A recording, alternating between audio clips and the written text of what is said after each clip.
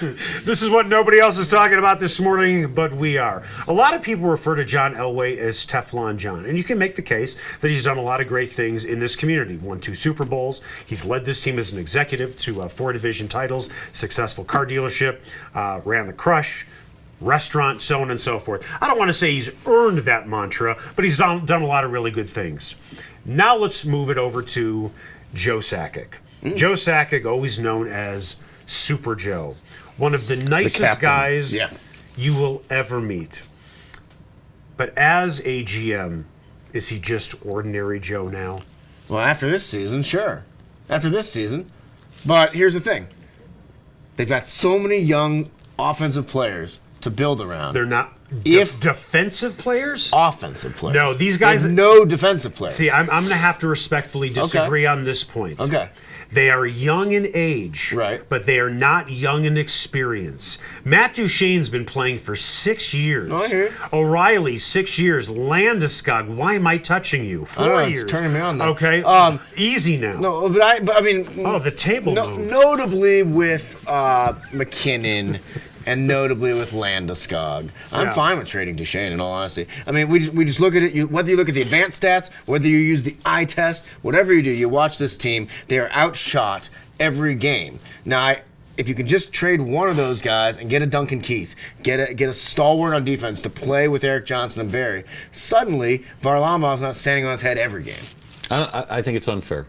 I think it's too small a sample size to judge Joe Sakic yet. Not only that, in his first year as GM, they had a hell of a year, didn't Won they? The division. Last year? Yeah. I mean, that was a gift. Hey, What do you mean a gift? It's a great They played division. well all year long. You know what? Hold on. And there are other things. Here we go. Signing Varlamov to a long-term Great deal. move. Okay. But that wasn't, by the way, that wasn't Sakic's deal. That wasn't Sakic's Tyson deal. Berry's a pretty good player. He's a pretty good offensive player. Yeah. He's defensively, he's a sieve. And I think they've done a pretty darn good job drafting as well under Joe Sakic. They have? Yeah, I believe they have. Who? The last couple of years? Who? McKinnon? I know, with the top overall McKinnon? pick. They could have got the top overall pick. You could have made a mistake. I mean, 50% of the first-round picks are busts. Well, they did a pretty good job. It was McKinnon or Seth Jones. And you weren't going to miss on either guy. Guys, there are a number of reasons they had a subpar season this year. Number one, first of all, complacency. Yeah. I think because they are young, and they still are young from a chronological standpoint, all right? From simply an age standpoint, they're young. And with youth comes inconsistency and immaturity. And I think they believe their press clippings after last year because they are young. Yeah. I don't think that's going to happen next year. Number two, injuries. And number three, the one place they should be criticized, Joe Sakic and Patrick Waugh, because he's in on the personnel decisions, they didn't bring in enough good defensemen here. Right. And I don't think you have to trade somebody. I think you can do it through the draft and free agency. Okay. Heck, hey, if we can, shoot, let's do it. Let's not trade a star offensive player and build it. I'm not saying that Joe Sakic, and all three of us love Joe Sakic. I don't think he is ordinary Joe, so I don't want that to... No, but there comes a point where you have to ask the question. Right. Especially if there are a couple of bad seasons in a row. Right. You have to ask not only of Joe, but of Patrick as well. Yes. Oh, right. And you know what? Let's take a closer look at the Avalanche in this season compared to last season. Okay? Last season, and I came out and just said it, last season, a lot of ways, was an aberration. And it really was. It was very similar, believe it or not, one guy's opinion here, to what the Rockies did in 2007.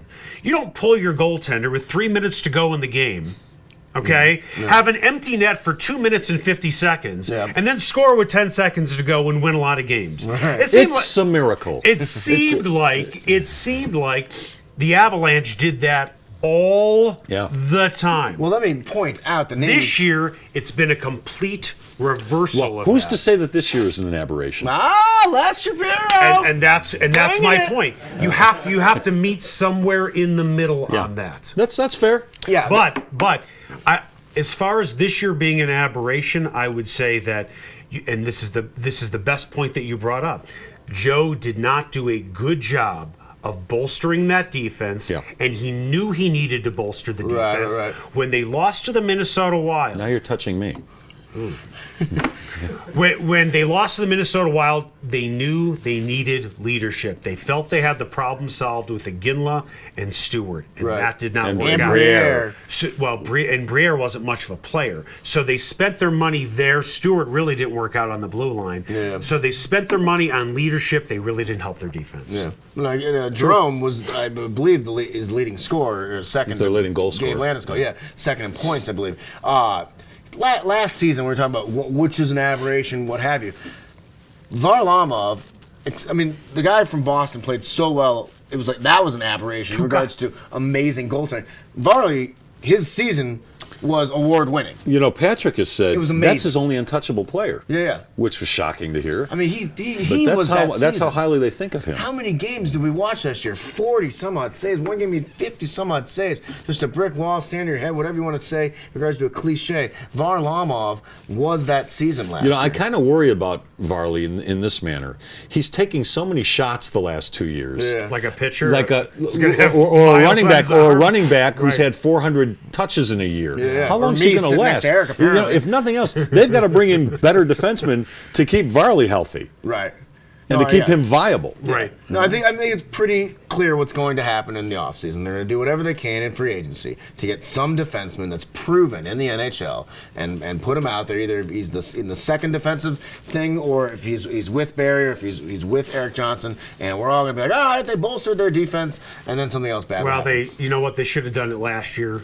Joe Sakic knew they needed to do it Stewart, last year. man, Stewart. They didn't do it enough. They It was a thought mistake. Stewart was going to be good, and obviously Stewart was not.